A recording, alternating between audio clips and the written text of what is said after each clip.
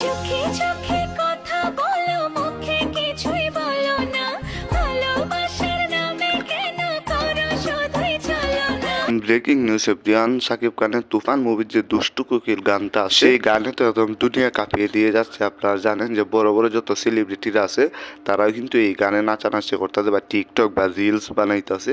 শুধু যে বাংলাদেশের যে সেলিব্রিটি বা টিকটকার আছে তারা না, বাংলাদেশের বাইরে যারা যারা আছে, ইন্ডিয়াতে বলতে পারেন, হলিউড বলিউডেও কিন্তু এখন পৌঁছে গেছে শাকিব খানের এই দুষ্টু কোকিল গানটা। এটা নিয়ে সবাই কিন্তু এখন আলোচনা করছে। সবচাইতে বড় খুশির খবর হচ্ছে সবচাইতে জনপ্রিয় একজন নায়িকা, সবার প্রিয় বা সবার পছন্দের বা সাকিবিয়ান যারা আছে তাদেরও প্রিয়, সেটা হচ্ছে রাশ্মিকা মান্দানা।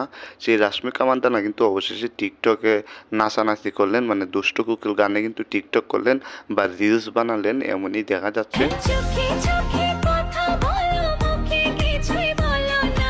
এবং সেটা হচ্ছে রাশ্মিকা মান্দানা তার বেরিয়ে ফেসবুক পেজে বা ইনস্টাগ্রামে কিন্তু আপলোড করলেন সেই দুষ্টু কুকুর গানে নাচানাচি করে, যেটা আপনারা হয়তো শুরুতেই দেখছেন। সো আপনাদের কাছে জানি যে এটা হচ্ছে অসাধারণ একটা বিষয় বা অসম্ভব সুন্দর একটা বিষয় যে রাশ্মিকা মান্দানা দুষ্টু কুকুর গানে নাচলেন। তার মানে বুঝতে পারছেন যে শাকিব খানের এই দুষ্টু কুকুর গানটা কোথায় পৌঁছে গেছে।